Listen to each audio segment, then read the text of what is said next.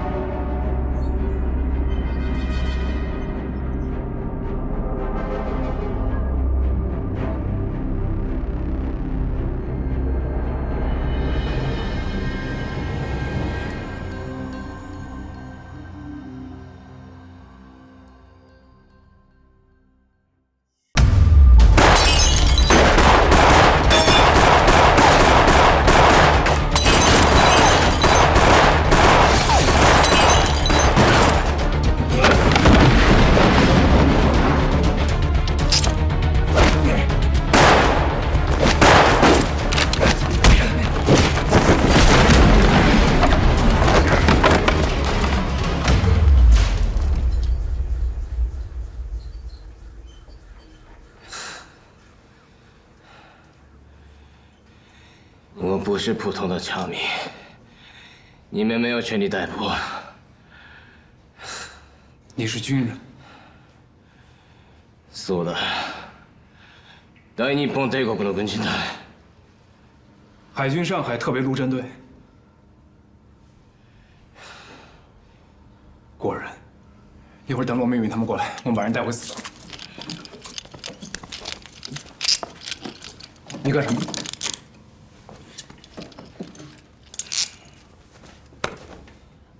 司所处理不了你的案子，我把你带到16部分局。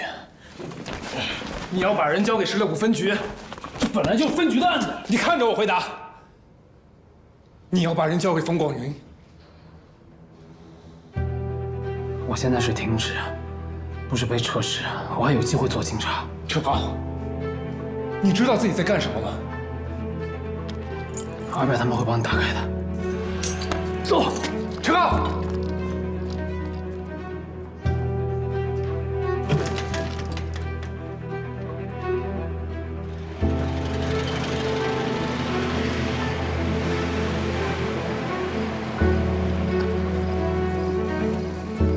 你是冯广云的人，你明白我的意思？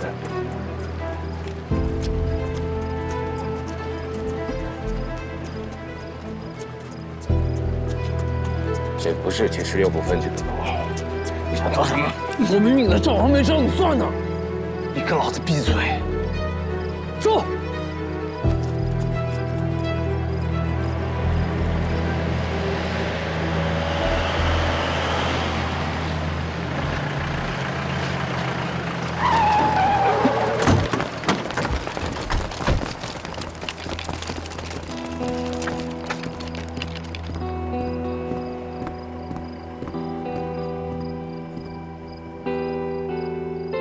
陈队长，我们又见面了。你想干嘛？他被怀疑涉嫌一起发生在法租界内的刑事案件，这是逮捕令。我是日本青年实业学校的学生，我没去过法租界。上个月26号，你在望云路公寓袭击了一名中年男子，作案工具就是一把匕首，就是这把 FS 战斗匕首，生产总共不超过100把，而且每一批都有区别，所以很容易找到源头。今年2月份，一名英籍探长在法租界的福开森路被害，他出事过后，他随身携带的匕首就消失不见了。很不巧，就是这一把，所以我们有理由怀疑你在法租界谋杀了一名英国人。陈队长，可以把人交给我们了吗？你这是在抢人？这是在法租界，也是规矩。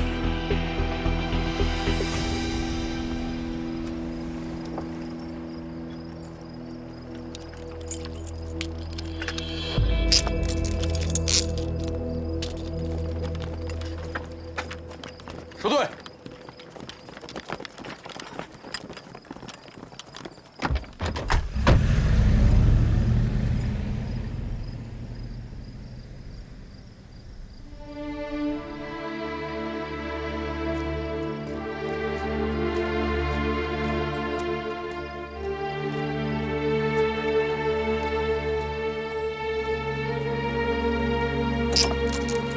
发生什么了？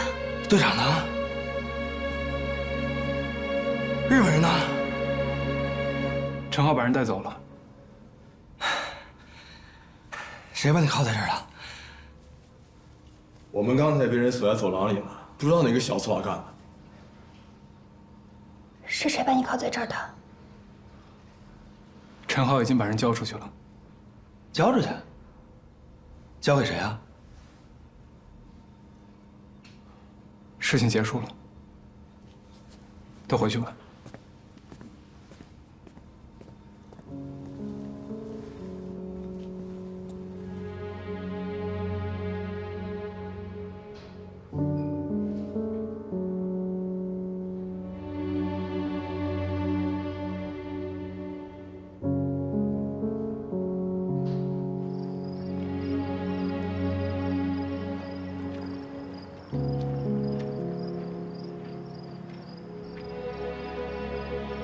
高木怀已经被带回去了，现在关在中央捕房。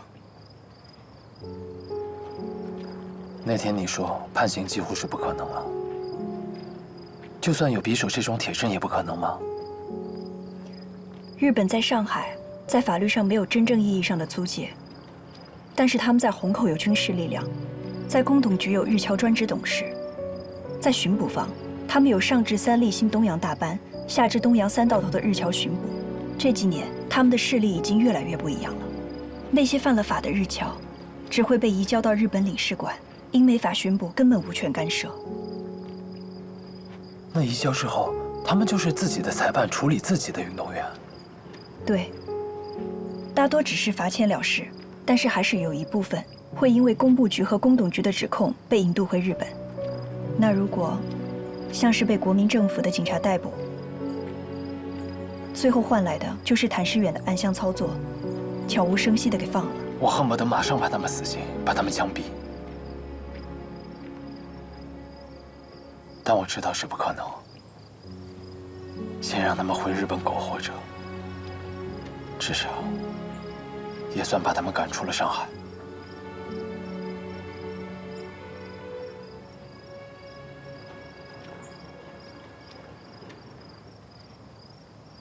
其实这件事情，向远生是付出最多的人，但是现在我可能不能告诉他。如果向远生知道谭世元有问题，他会利用自己的条件去调查他，这会带来太多变数，不利于我们救人。利用他的条件？对。陈浩，你可能不知道向远生的身份。我知道。组长是在军政部次长家里被捕的，虽然向远生没有说过，但我能猜到，他应该就是军政部次长的儿子。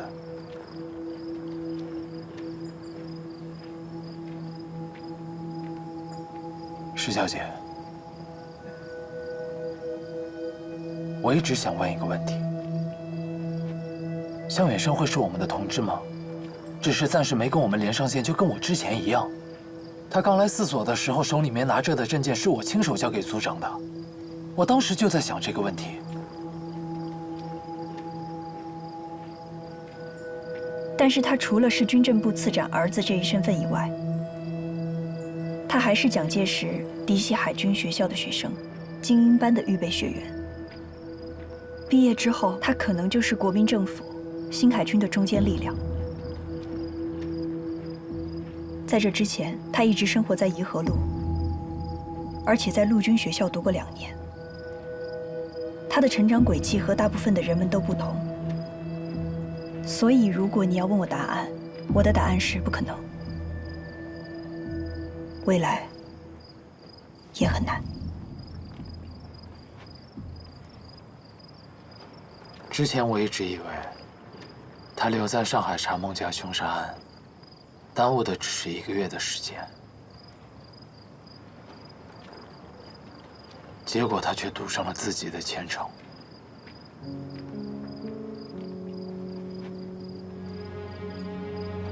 向远生虽然和我们是2条路上的人，但是我们的目标是相同的，只是出于对组织的保护，我们既不能告诉他，也不能让他参与其中。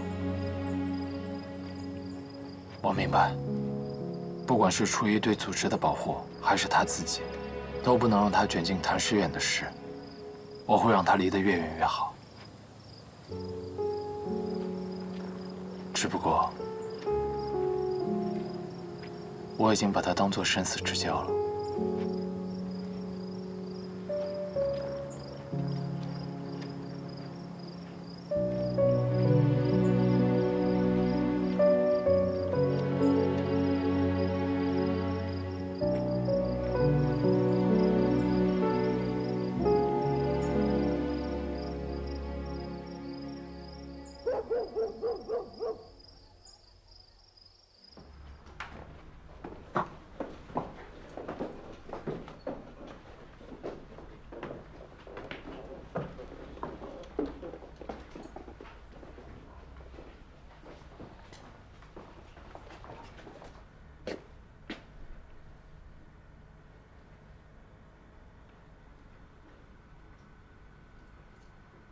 怎么不进去啊？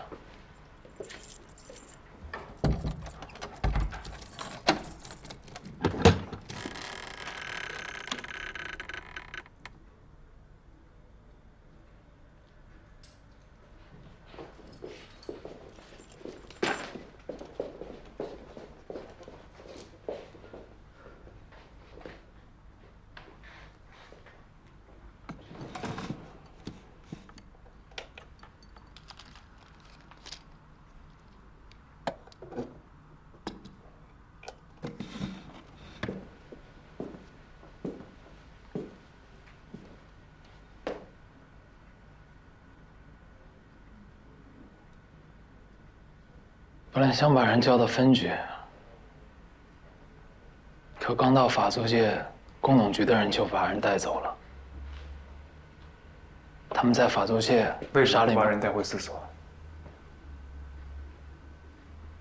你怕他在你的手上被抓住？对，我说过，我不想停滞变撤职，我还想继续做警察。这说明你心里很清楚，冯广云在袒护凶手。我不相信你明知道这一点还会把人交给冯广云。你真以为我是个永不妥协的人？冯广云有问题，也只是一个冯广云。分局上面还有上海市公安局，还有副局长、局长。如果你信不过国民政府的警察系统，你为什么还要继续当警察？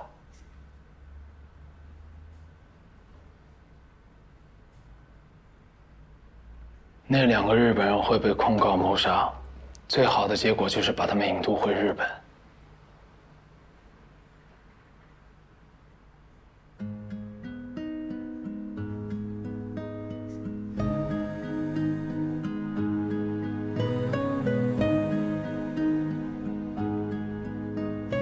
就是最好的结果。对，这就是最好的结果。我只能努力到这儿了。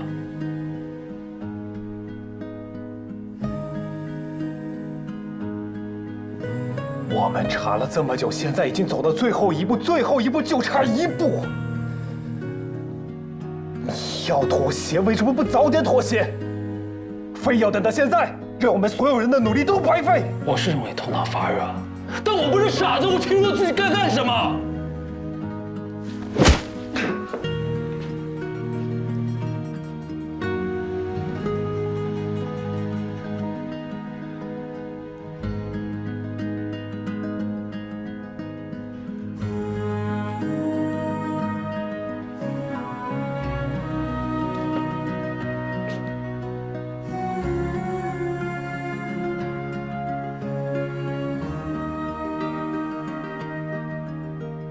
你有想过李秋实？他才8岁，他亲眼看见自己的父母死在那个人的手里。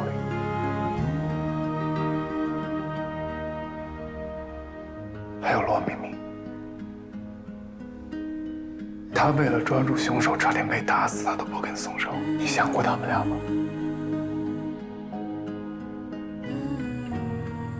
还有，已经死了的当铺伙计和麻将馆老板，这个结果对不起所有人。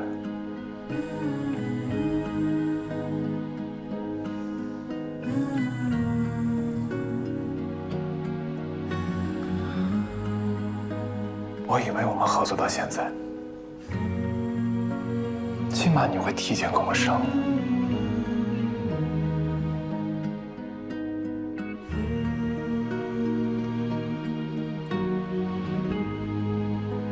你做警察只是玩玩而已，这不是你最想干的事情。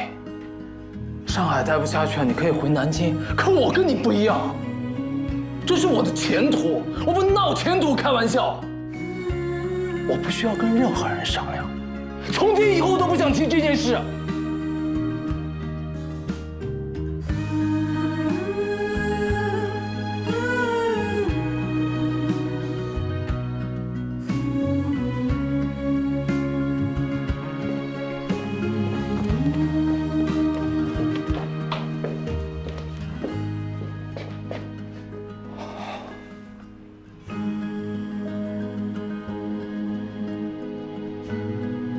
我希望你是有原因没有说出口。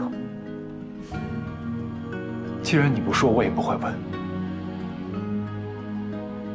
但你刚才说的那些鬼话，我是不可能相信的。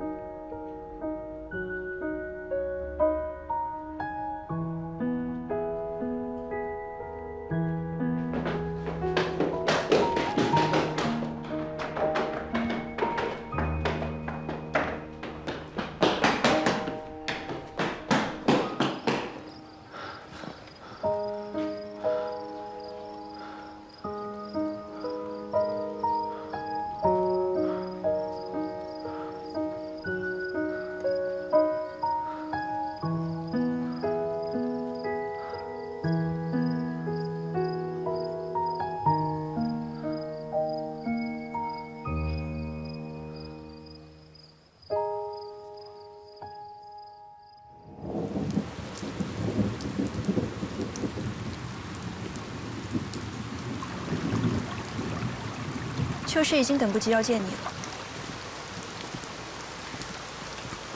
我已经帮他买好去香港的船票，那边有孟先生和孟太太信得过的朋友，现在一切安排妥当。什么时候出发2天之后。另外，关于那2个日本人，警务处已经查签了，他们是海军上海特别陆战队的人，邱氏父母是法租界的重要纳税人，公董局知道他们遇害，也感到愤怒，毕竟这也伤害了他们的利益。再加上在法租界有产业的其他商人也开始向公董局施压，要求保护纳税人，所以现在公董局开始和日本领事馆提出交涉，一是要求严惩凶手，二是要求不得干涉纳税人的资产。我知道这是你在公董局争取到的结果，谢谢。应该是我说谢谢才是。孟先生和孟太太是我的朋友，我很感激你为他们做的一切。要不是因为你，凶手不会那么快落网。他们真的不可能被判刑吗？从以往的案例来看，引渡已经是最好的结果了。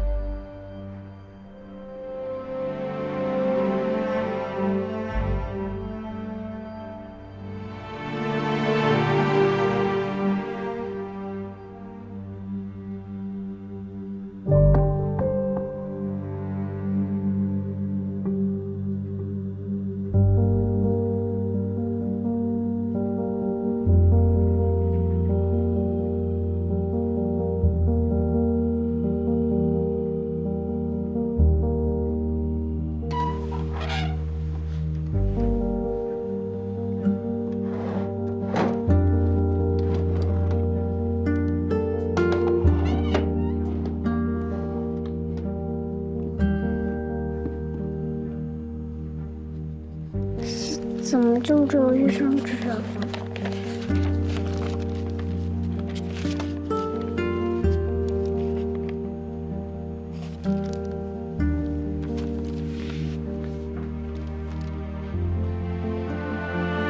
苟利社稷，死生已至。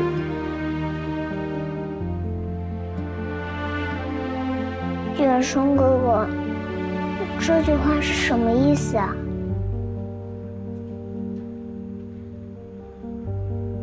如果一件事情对国家有利，个人或生或死，都会去做的。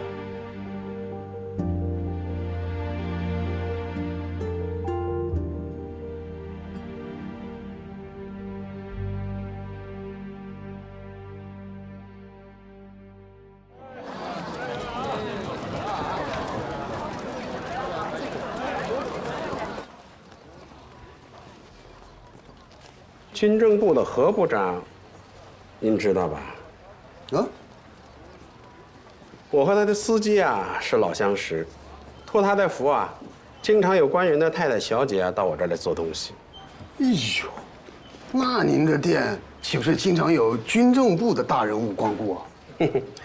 不谦虚地说呀，我在南京开店几10年，每个月沪宁之间总要跑上2趟。嗯，上海有的，我这里不出半个月也能有。所以南京城里的豪门贵人，他都是我的客人。不瞒您说啊，老板，其实我呢，就是想搞一条跟这个皮带一模一样的皮带。您看啊，我发现这后面有“顺昌”2字，和您的店名相符啊，是不是您的手艺？是不是您的手艺？不过，如果我不记错的话，这条皮带应该是华夫人为他2公子定做的。华夫人，莫非是军政部次长华次长的太太啊？是啊，不是这个怎么在你这儿呢？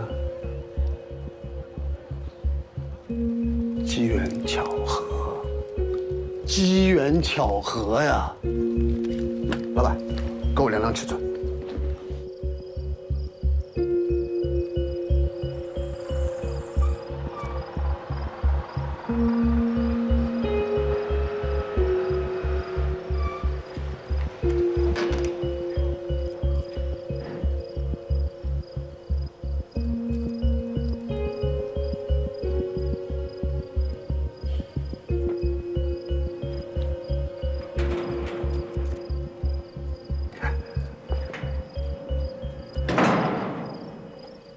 李队长，久等了啊！没关系，没关系。秘书长他怎么说？他允许我逮捕华晨吗？秘书长问，还有没有其他的证据？没有。但这条皮带已经完全可以直接证明华晨跟共产党有来往。侦查队现在有理由逮捕华晨的。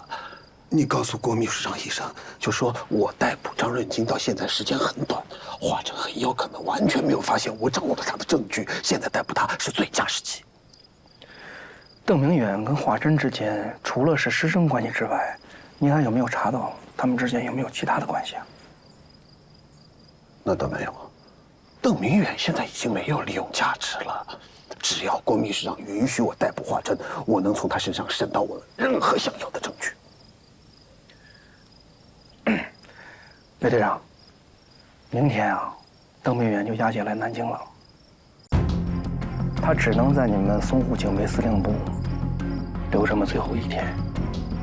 要是您还不能抓住机会再得到什么其他证据的话，恐怕秘书长不会同意您逮捕华晨的。皮带不够是吗？秘书长办事一向要求稳妥。哦，对了，魏队，下次就不要直接来这儿了，毕竟这是在首都，啊。咱们这样的见面，容易让别人引起误会，是在干扰调查。对，是属下考虑不周，抱歉。那就不送了。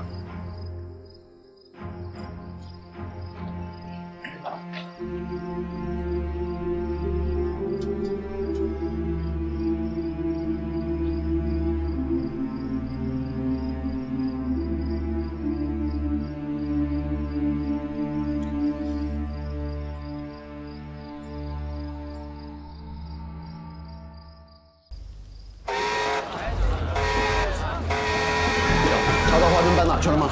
查到了，金门饭店。邓明远那边什么情况？南京来的人已经办完全部交接手续，再有1个小时就出发。高平顺，你赶快回去向参谋长汇报我们在南京的最新进展，务必给我再争取1个小时。知道了。我得再审一遍邓明远。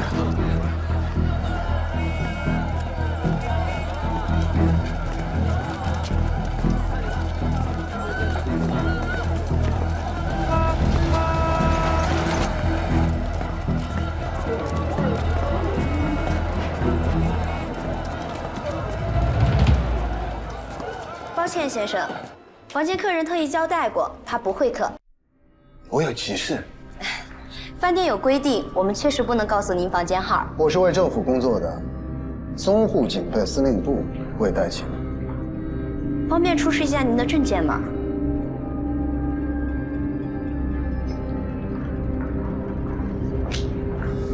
谢谢。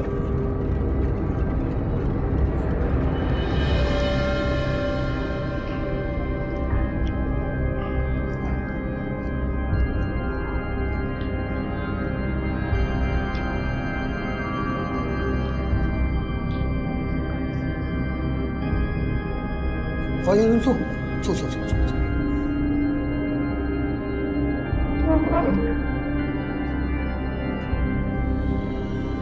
我不记得跟魏队长打过交道，找我有什么事儿吗？华先生，我们俩见过，那天在南京，你家？那天正好是华次长的寿宴。不过我是去执行任务的，逮捕的邓明远。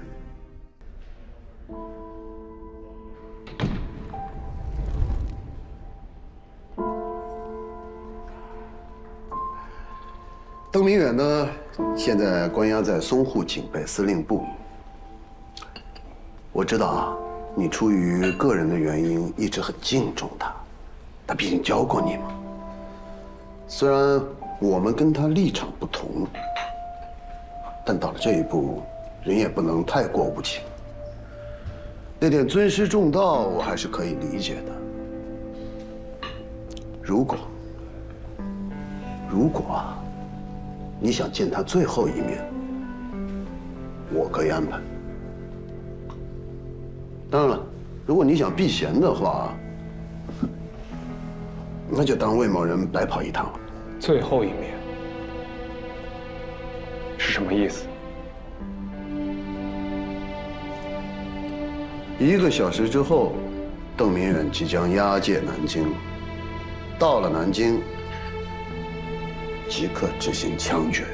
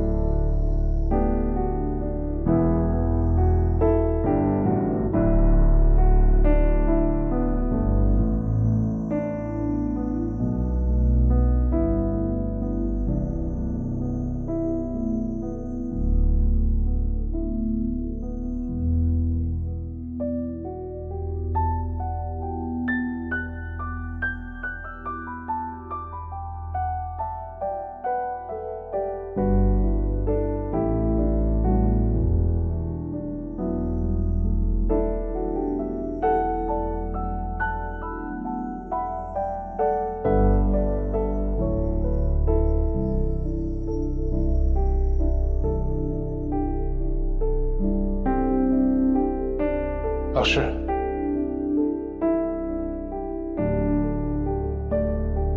华珍，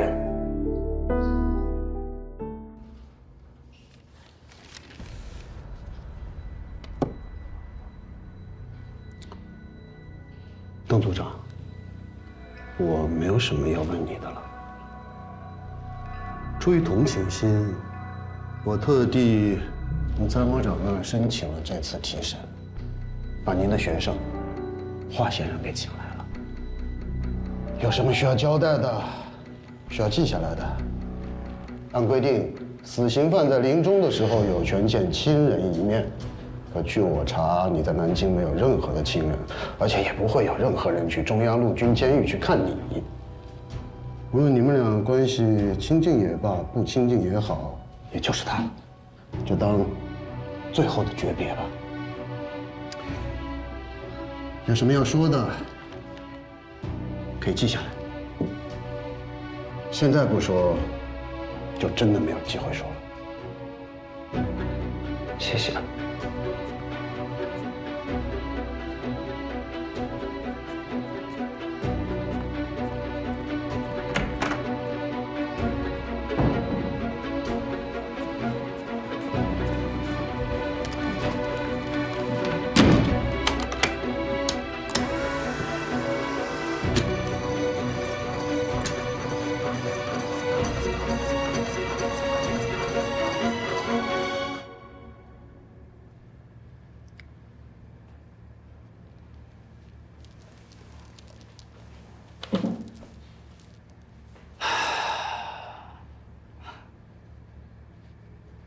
上次在南京见到你，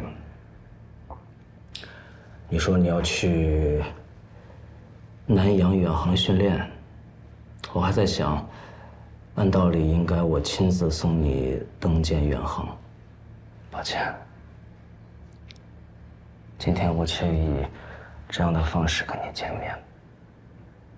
老师，他们说您加入了共产党，是真的吗？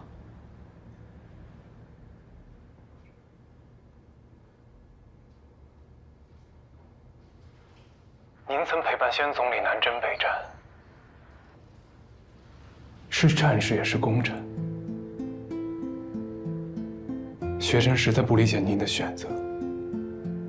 每个人都有理想，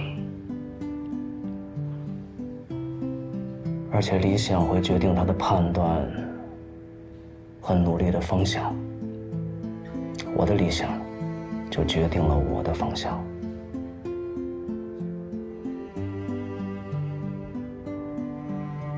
那您的理想是什么？你还记得吗？你12岁那年，随我登上永丰舰。那时候你要穷天地，保家国，那是你少年时的理想，也是我当海军时的理想。中华崛起，国泰民安。到今天，我的理想依然如此。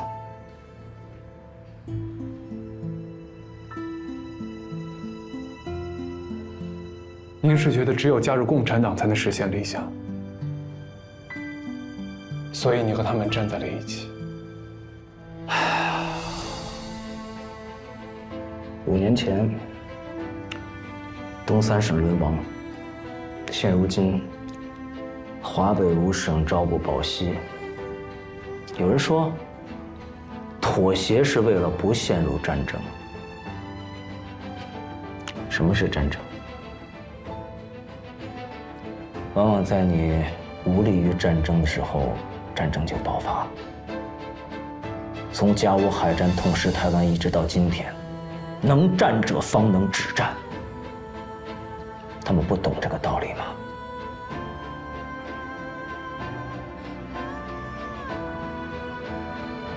一滴是勤，由抱薪救火，心不尽，火不灭。大敌当前，国家危难，不谈党派，不论出身，都应该奋起抗争。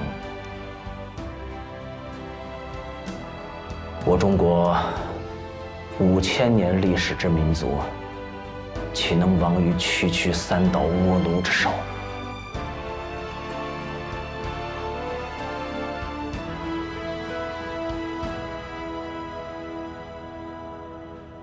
老师，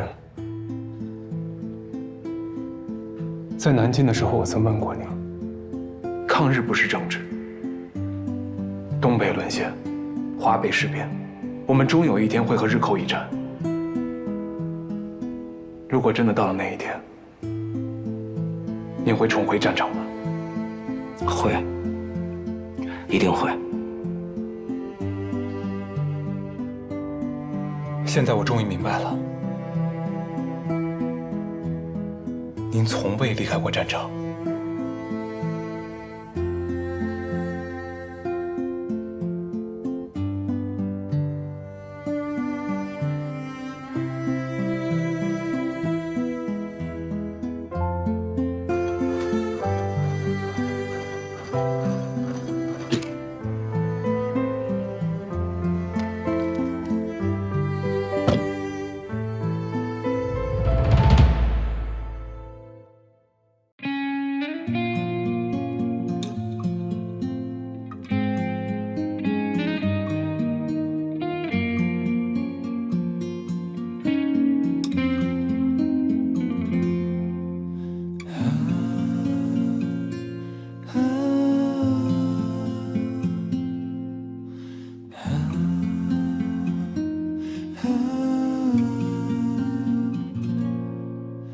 若整片大地充满光明，又怎会期盼闪耀的星？藏些许微光，人间流浪，写温柔的诗，清风吟唱。满天散落的星辉，无言把彼此路照亮。盼每颗心都无恙，别怕，也不会太长。他走过彷徨，前往远方。他踏着月光，寻找方向。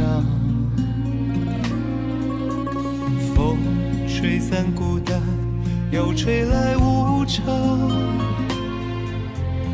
夜终将过去，黎明又明朗。满天散落的星辉，无言把彼此路照亮。盼每颗心都无恙，别怕，也不会太长。别怕，也不会太长。